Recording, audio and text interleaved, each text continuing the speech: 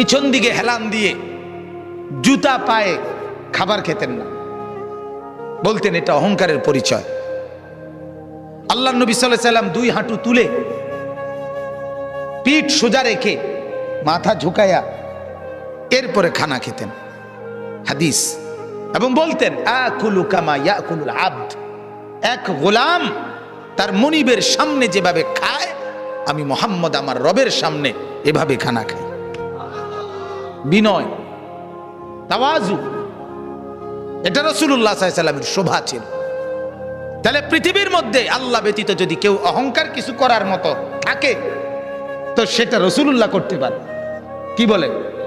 কারণ কোন যোগ্যতায় এক সুতা ওনার মধ্যে ঘাটতি নাই। বলেন না, যত যোগ্যতা কল্পনা করা যায় এর কোনটার মধ্যে উনার কোনো ঘাটতি ছিল?